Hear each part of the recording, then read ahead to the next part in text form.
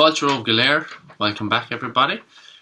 I'm just going to talk a little bit about RAST tests, which are food allergy tests, allergy tests really, and blood allergy tests, and I suppose the significance of them for me. And I believe they're now the gold standard for testing. So if you are someone who's experienced intolerances or have gone to, say, nurses or gotten these kind of skin pricks where you get the different types of food on your forearm and they see what kind of reaction you have, and some of them end up in a rash and other ones are okay and some are really bad. The RAST test is probably your best test. I believe it's the gold standard nowadays. So just to give you a summary of what happens with it, you get blood samples taken, they put your blood in the petri dish and they put certain kinds of foods. So for example, these are the foods that I'd be tested for here. I'll go through this in a minute. But they'll put those kinds of food into the blood and see see how your blood reacts. Okay, so this is just a quick look at my one. So I got this done in the University Hospital Galway, and it was on, when was it? It was in 2011, so the 11th to the 10th, 2011. Okay, so I'll start over here. So over here, what we have our normal ranges. Okay, so anywhere between 0 and 0.35 is normal. So that's what you would expect for all of these. So what we see then is house dust mite was 89.1. Timothy grass, which would be just kind of your hay fevery kind of stuff, 33.5. Peanuts was 1.98. Okay, so I'm just going to focus on those three for a minute. So, for example, for me, sleep was always my real big problem.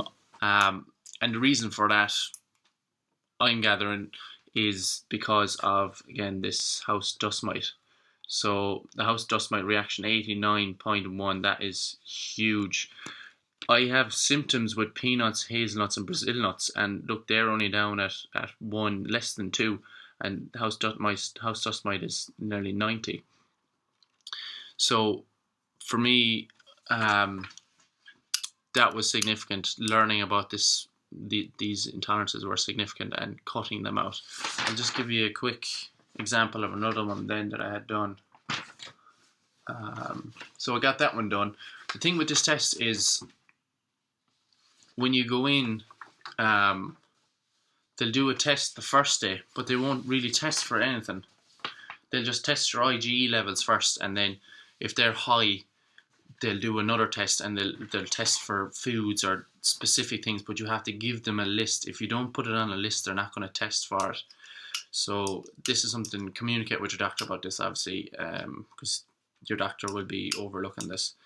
But for example, I've gone in there before and I've said to the doctor, listen, we have to write down a list of things that we want to get tested, because I spoke with the dietitian inside in the hospital who runs the testing, and she said, write down a list of the things that you want to get tested before you send in your blood sample, or else they won't test them at all. Okay, so that was one. On that first one I showed you done in 2011, there was no dairy on that one. Okay, there was no dairy in that one because the dairy was done in 2010. So I had a test done a year before that in 2010. So, for example, where's dairy?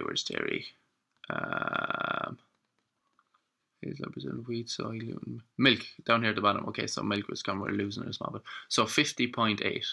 So for example, with that, when I have a glass of milk, or whey protein is something that's made from milk, if I had a shaker of whey protein, I'd be able to down it. I'd close my eyes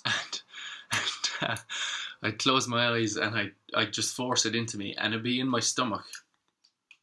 Be very uncomfortable going down. About 20 minutes later, I'd start breaking out in this sweat, and I'd feel really fevery, and I'd feel very, very ill and very kind of cramps in my stomach and everything.